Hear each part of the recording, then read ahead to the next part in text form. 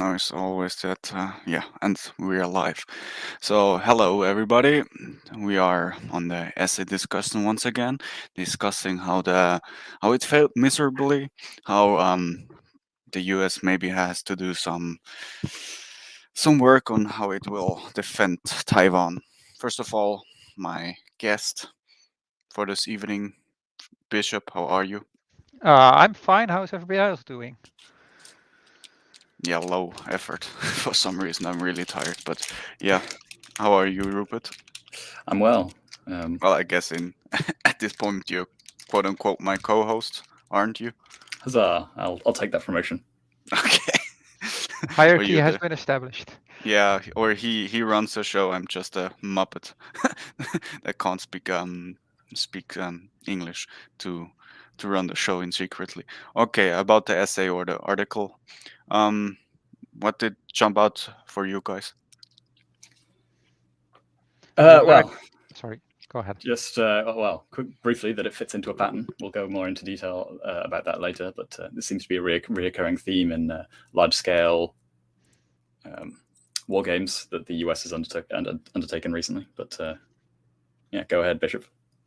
I think that the United States has lost their mojo that they had back in the First and Second World War, and that's probably because they became too organized and also became the hegemon, so that they basically everybody expects to fight them instead of somebody else. They do seem to have become very accustomed to fighting tier 2 or tier 3 or even lower militaries as opposed to preparing for proper. I know it's a little bit. There's a little bit more going on there than that. I suppose we should probably actually mention what the article is even about. Basically, as it says, there was a war game put on to attempt to defend Taiwan against Chinese aggression. And what they found was that their main objective of trying to establish and maintain total information superiority and to maintain force concentration was completely biting them in the ass at every turn. Reading between the lines, effectively what happened was that they were trying to mobilize into a single point for a concerted push to be able to center all that firepower and center the defense. But they were made blind, completely disorganized, and then just picked off piecemeal by Chinese long-range missiles and counterintelligence efforts. So the main thrust of the article is to try to talk about how they can, or what they're focusing on going forwards to try and remedy that issue. Seem fair? Did I miss anything? I reckon it's a good summary, but it strike me kind of odd, or at least from my point of view. I heard from few sources I personally know that compared to other militaries, the U.S. military is heavily reliant on information gathering systems, and those didn't really got distracted in the current war goings on they had. So they, or in their mind, they trained with it and were totally reliant on it, and now it just simply got knocked out, and they sat there like sitting ducks waiting to get shot. Is quite a bad sign. Yeah, so they tried to create this single information network that everybody could tap into and have full information access at all time.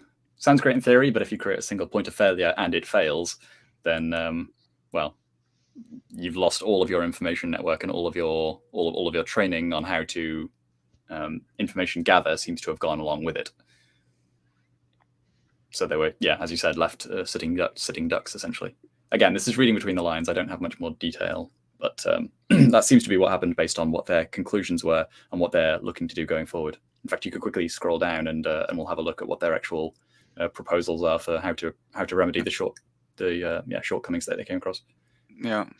The problem seems to be a bit like that their tactics have become outdated, and it feels like these big pushes you had in the First World War, where you just try to keep on fighting the enemy until you get through the lines, which never happens because people were too dug in, and then you see that suddenly some new tactic will completely wipe you out. So it feels like the Americans they've been fighting like B tier enemies, and now suddenly they're going to go against China, who might be more organized than they actually think. Have a lot more resources and a lot more infrastructure. Yes, that's definitely a big component. But I think just on the, I mean, the information side of things is obviously the key thing here, and they seem to have honed in on that. But that's been a problem, right, going back to the First World War. And I'm reminded of an example of effective counterintelligence from the second phase of the Kaiserschlacht, I think it was, in 1918, where the British found out exactly when and from where a major attack would be taking place in the aftermath of, I think it was Operation Michael. It was going to be the second big push by Germany, and yeah, they found out where they were going to be, when they were going to start to attack, and so the British, right before the attack was due to start, shelled the front lines incredibly heavily. And as you can imagine, right before an attack, they were expecting a friendly bombardment, so nobody really had any idea what was going on the German side, up until the shells started hitting and their forces were all incredibly concentrated, ready to attack forward. So the Germans lost a huge amount of casualties. They were in complete disarray, and then I think the British followed it up with a counterattack, which scattered what remnants there were. So this is a problem that goes back a long way, and it's just a case of trying to relearn and apply the old remedies to this kind of thing, to this new situation with the addition of tech. I think it's very, very easy to get caught up in what are technical solutions, like what new way of implementing technology can we use to try to get around this problem, which is it's a very Brave New World way of thinking to draw a rather odd comparison. Which struck me about the comparison about World War One is or at least if you are a general, you should have learned that lessons.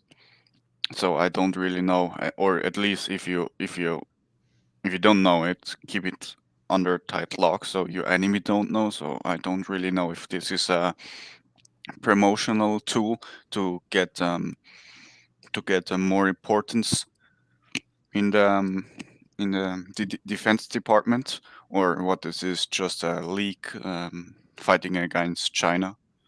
So I don't know what's intended on that.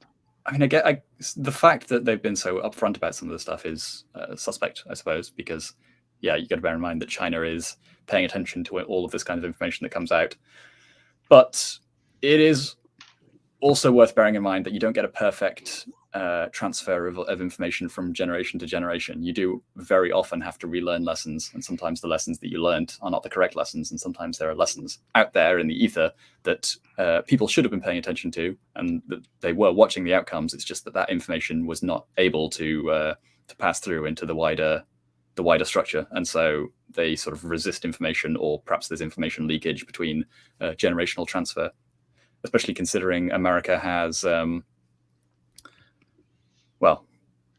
not really. They've been through a couple of periods of not having to engage in large-scale warfare, so they lose some of those skills along the way. Just the practical skills that aren't necessarily easily taught, but are learned quite quickly when somebody actually hits the active battlefield.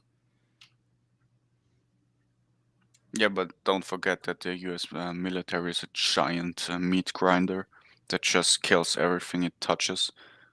But on the other hand, it never had something to go with the analogy, to swallow a big chunk of meat that it couldn't just grind into pieces. So that's probably something that will, or at least could happen with China, especially of the matters of Taiwan. But I don't think that even China could go against the U.S.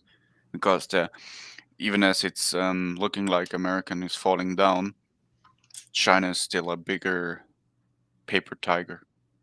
Or at least it's the perception about the US falling down. I don't really know. Well, if you get past the opening stage, then if it becomes a longer drawn out war, then it might be that the quality of how well they can adapt their production and set up stuff might be the thing, and then America might actually prevail because it still has a lot of entrepreneurs. We don't actually know about the Chinese. Yeah, the issue there for the Chinese might be a lack of access to vital resources, because I think a lot of those have to come overseas, especially in terms of like iron ore that comes from Australia, I believe, and Also China is oil from the Middle East. That's why they're actually hell bent on getting oil lines over land, because now they're yes, very dependent on shipping, which is easy to block. yes, exactly, and they don't have the navy to protect it at the moment. Although they are trying to remedy that as we speak as a major strategic priority. I can't remember exactly what it was, but they are building and commissioning a stupid amount of ships right now, just crazy amount. Yeah, the Belt and Road Initiative is just nothing more than building a supply line before you go to war. If you have the Silk Road and you try to go to war against Europe, not that it would happen. I think Europe is indifferent to China, but if you would need it, you couldn't just roll tanks up and down there, because I think the U.S. submarines are still one of the best. And I think a few weeks back there was some skirmish about some U-boats with the Five Eyes countries. Yes. I'm not sure of the details on that front. Navy is less my forte, other than some really basic stuff. But yeah, I mean, this might be going back to the informational transfer. Unless there's anything anybody else wants to sort of add on to that submarine bit. No, not in the moment. This isn't a new problem, and it's something they've recognized for at least 19 years, because the problem did come up where in the Millennium Challenge in 2002, it's a very high-profile example. I think it's been talked about on the internet a fair bit, but it's still relevant. They were assuming, so this is a war game that was conducted between basically between America and Iran, and they had a retired Marine general take over as the Iranian forces, or command the Iranian forces, and the plan was more or less the same, that they were trying to establish information superiority and then fire superiority, and then basically act how they pleased. But through a series of countermeasures that the retired Marine general was able to put into practice, they weren't able to intercept communications as they had expected to, and so they had no idea what the Iranians were doing, and the Iranians were able to inflict some pretty serious hits, to the extent that they had, quote unquote, sunk the mainstay of a US carrier battle group with pretty much no losses. They almost no losses, and that would be losses into the tens of thousands and an absurd amount of material lost, and the impact that would have on the American psyche is obviously difficult to quantify without living through it. So probably akin to Pearl Harbor or something like that. If Pearl Harbor was instead America trying to throw a punch instead of just sitting in Hawaii minding their own business, it would be pretty bad. And the fact of the matter is, as the retired Marine general was pointing out, and that was one Paul Van Ripper, they basically have just lost the ability to do good officering, more or less. They just they're way too focused on tech and the capabilities of the tech, and they have lost the ability to sort of think on their feet and come up with new and innovative solutions, even sometimes quite simple solutions, like having couriers deliver messages by hand rather than using electronic and interceptable messages. And just their simple ability to not adapt is causing them huge problems that makes them into less than the sum of their parts. When in theory, that amount of manpower could achieve quite a lot, but because it's tied together so poorly and has such tunnel vision in certain places, it's very easy to maneuver around it and inflict some pretty horrific losses. So somewhere between 2002 and whenever Van Riper was being trained, they've been unable to convey that kind of information that was transferred between generations to get to Van Riper.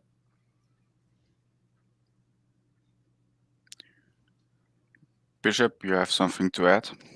No, not at this moment. Sorry. Okay.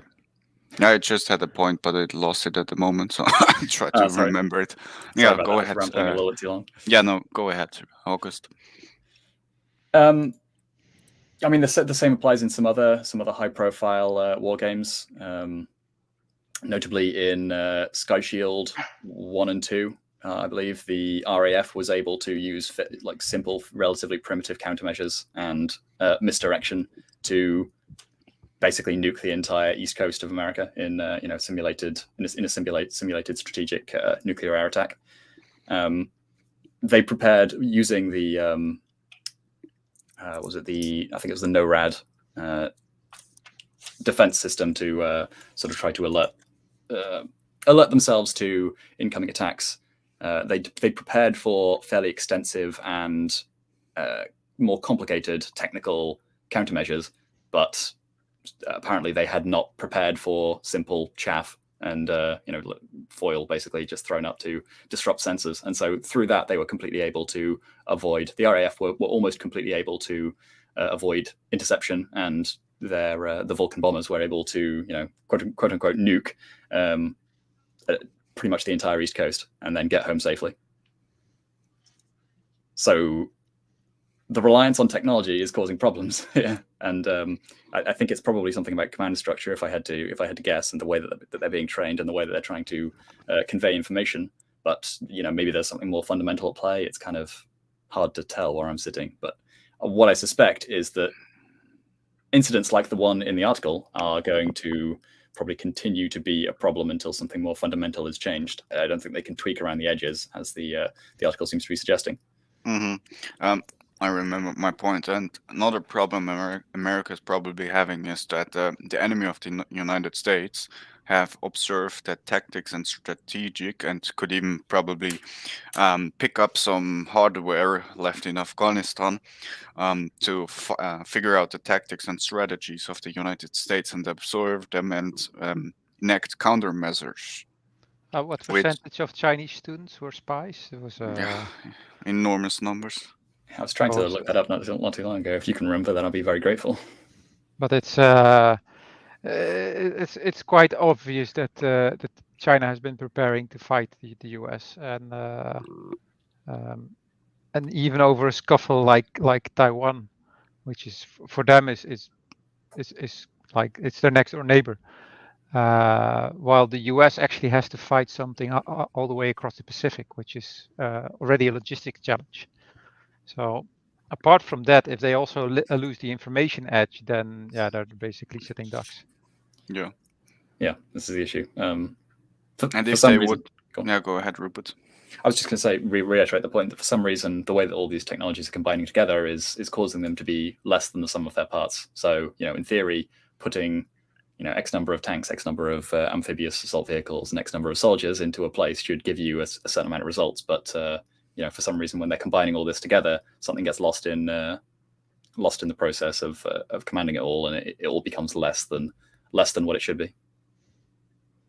And I was just thinking back to the island hopping campaign from the Americans in World War II. You couldn't do that nowadays because of aforementioned hypersonic missiles. Before you would even get close to landing, you probably get shot down, or you have in-veil countermeasures against those hypersonic missiles. And why that's one of the reasons why World War One was such a static warfare, is you didn't have fast transportation that the tanks delivered in World War Two. So basically, if you couldn't outrun the guns, but with tanks you could. And Rommel's panzer techniques got are state of the art until recently with all those hypersonic missiles, but which also got used in Desert Storm. But if you can't really use the tanks because you're island hopping, I don't see how you would how you would fight how you would fight for Taiwan because you had basically had so you had to do something like Okinawa, and Okinawa were giant casualty numbers.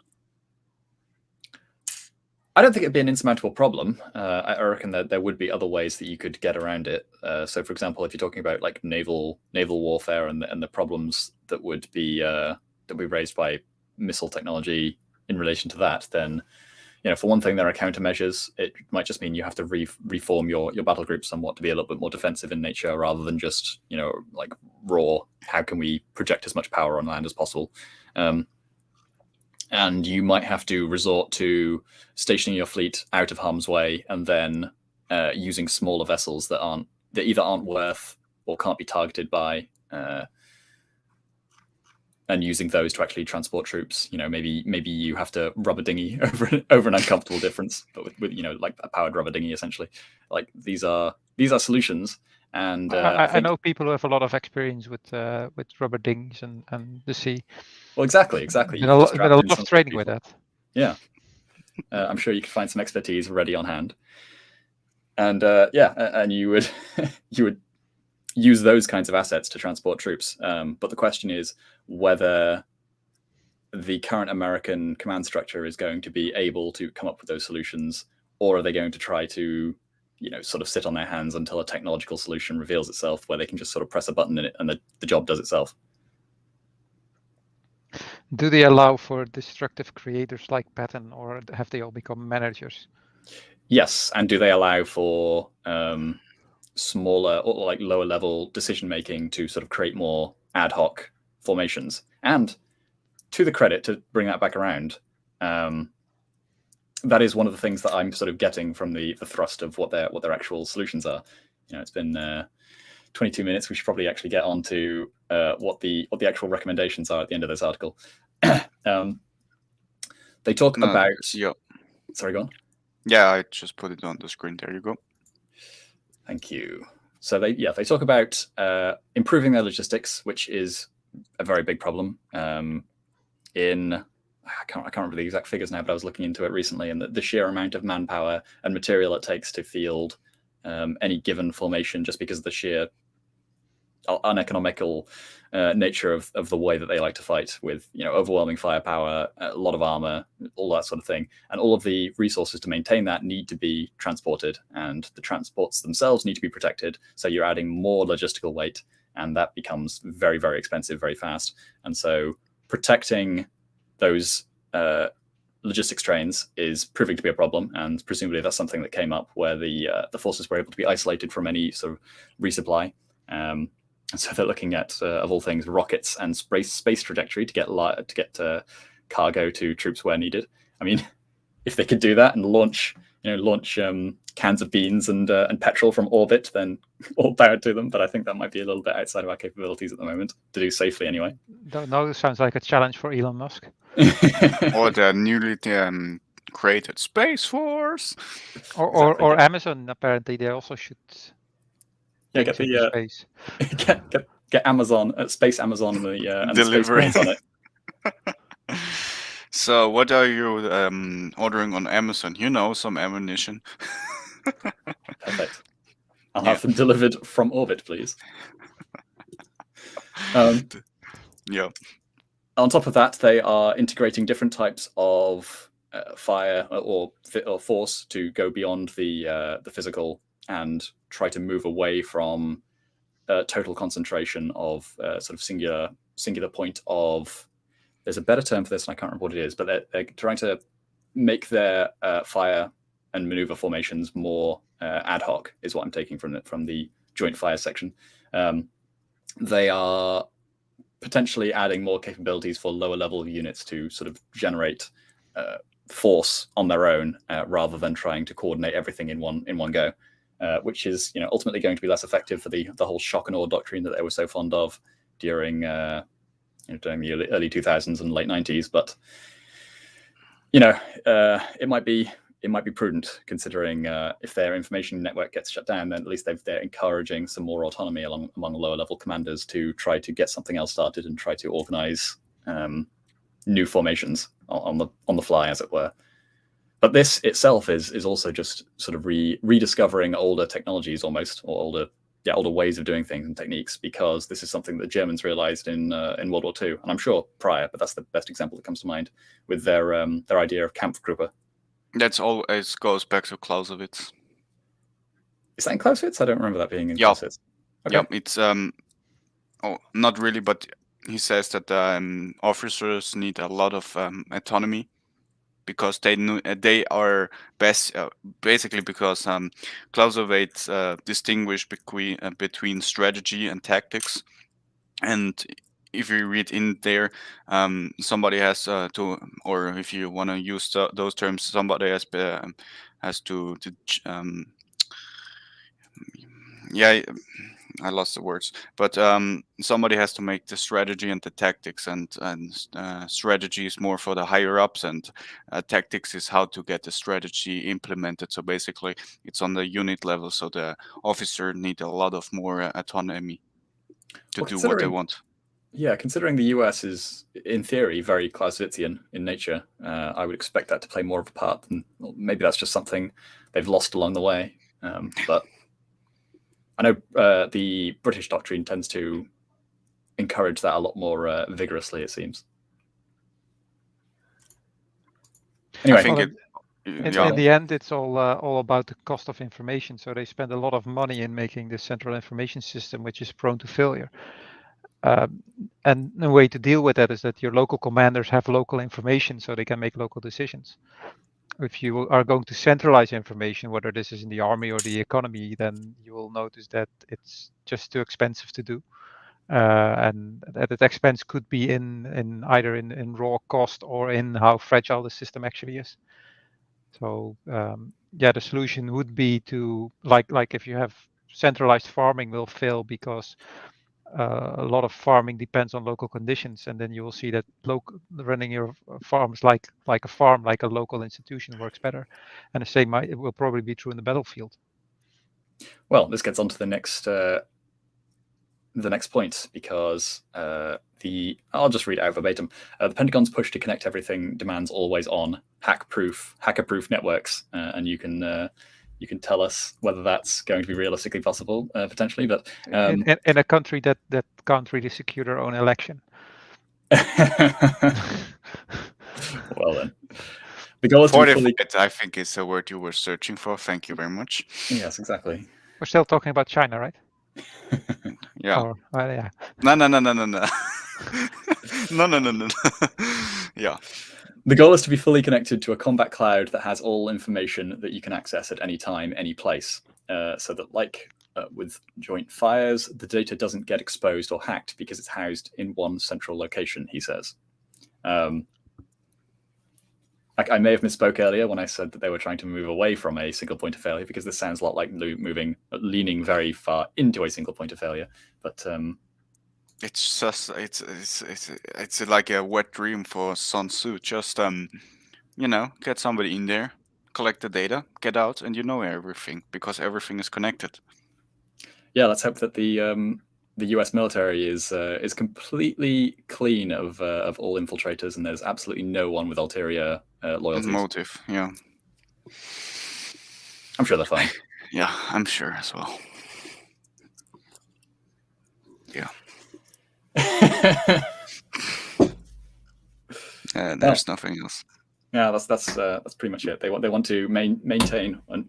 Apologies. They want to ensure that information advantage and try to maintain it, which is fine as objectives go, but it still seems to be leaning very hard into the we can fix this with technology kind of approach, when I would have hoped that Millennium Challenge all the way back in 2002 would have demonstrated that you can get around that just with better soldiering and better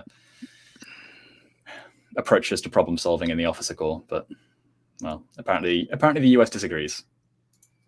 Yeah. Just use a bigger hammer, and that will solve everything, right? Yeah, exactly. every problem is a nail. Just need a bigger hammer.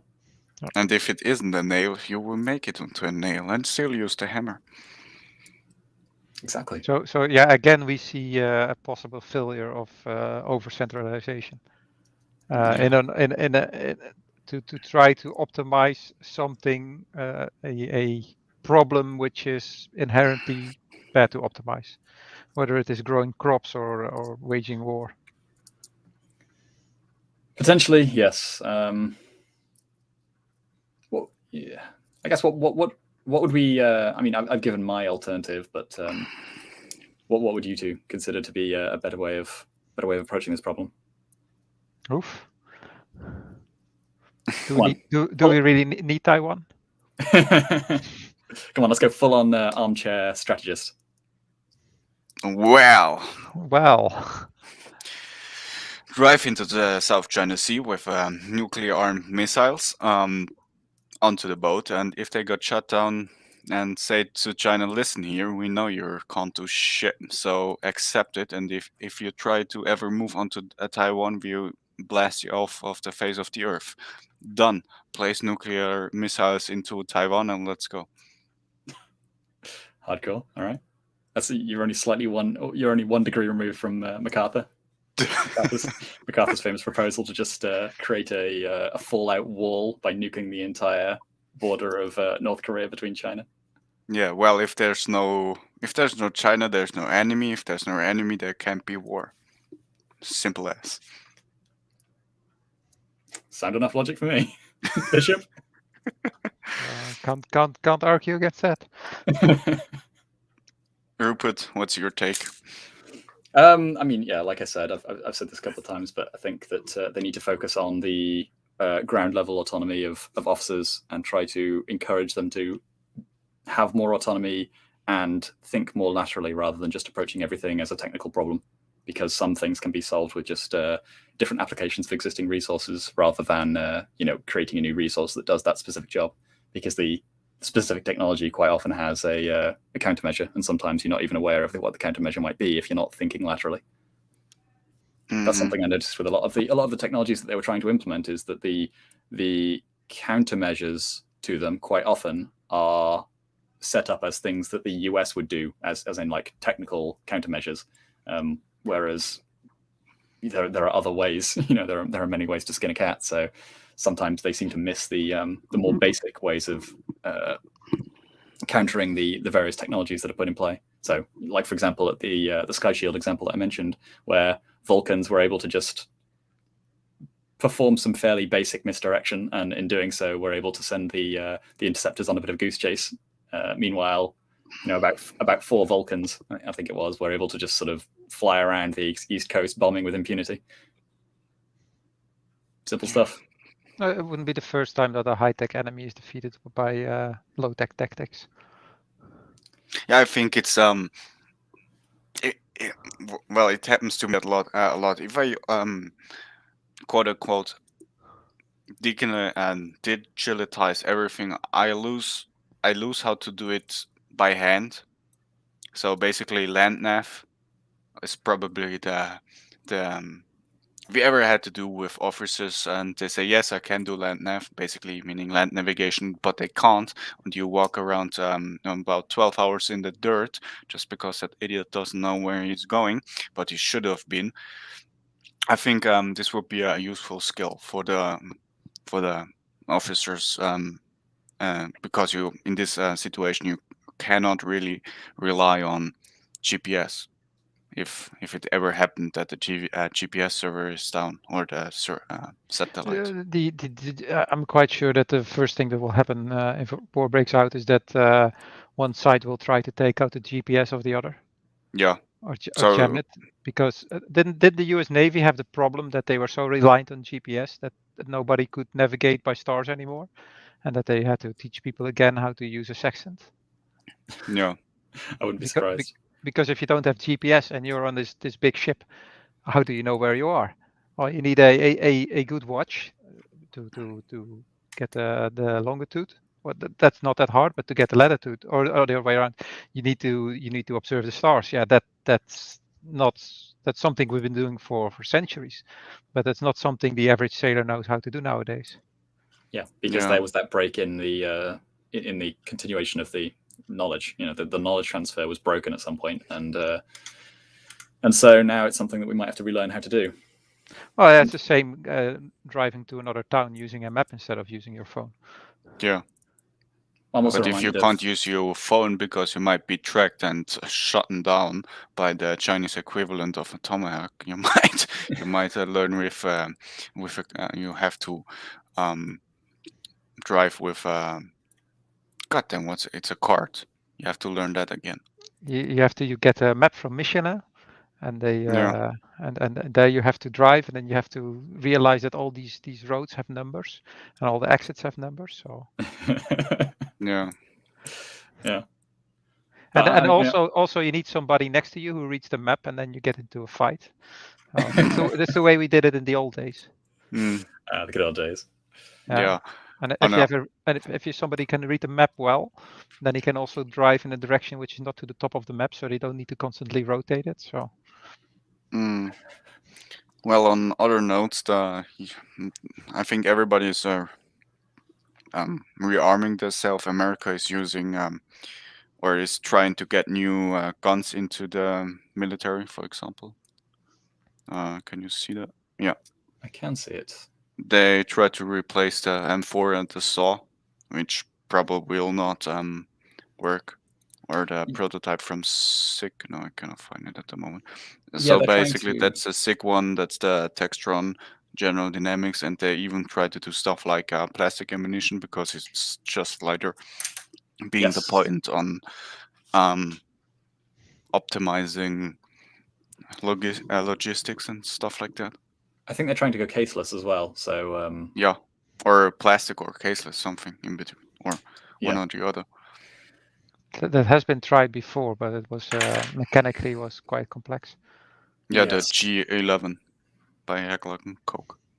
Yeah, that was some time ago now. Yeah, and they even go logistics potentially. Better for logistics potentially, but I mean it's the same problem that a lot of militaries were running into in the very early 20th century is that you lose your entire sort of stock of previous weapons, and you lose a lot of capabilities that you built up around certain things, like for example army caliber and the size of ammo boxes. It sounds kind of silly, but like there's a lot of things that you sort of like gear up for over the course of however long it's been that the M4's been in service. I think it's like 50 years now or something, possibly even longer. So you lose a fine design, to be honest. The M4 or the M4 or the civilian pattern would be the AR-15 is a fine gun. So, well, yes, but this is what they're talking about. Replacing it. So that's going to introduce a lot of logistical problems all the way down the line in terms of regearing a lot of different technologies all the way down the supply chain to make this work, which is probably going to be the biggest obstacle. Because I think it's a similar problem they were sort of running into with some of the previous attempts to replace the small arms, is that the amount of things that you lose in terms of like sunk costs and whatever into M16s and all of the things that interact with M16s and all that kind of thing, with the particularly with the XM8 project. It just like, what are you getting out of it, and is it significant enough to be worth the cost? And a lot of countries in the early 20th century decided that no, it is in fact not worth the cost. So we'll just stick with what we've got. Well, funny that XM8 spawned Block 1, 2, and 3 weapons. So basically, the updated weapons of the M4 to make it more serviceable. If I just can find it.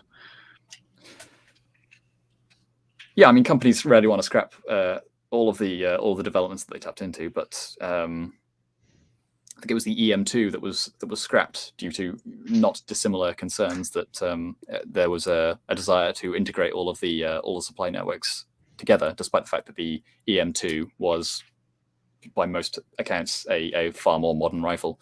But NATO dictated that, by which I mean the US dictated that everyone had to be using the same cartridge, so that the supply network could be, and the logistics network could be harmonized.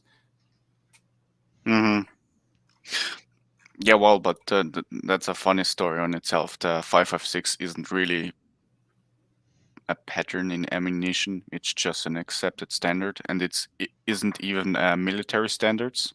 I think the magazine is a standard, but the cartridge isn't, something to that effect, which is quite weird.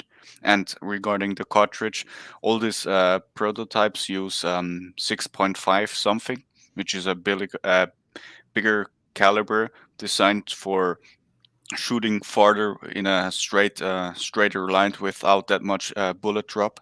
So basically, it's that you don't have to get better into distance shooting. Yeah.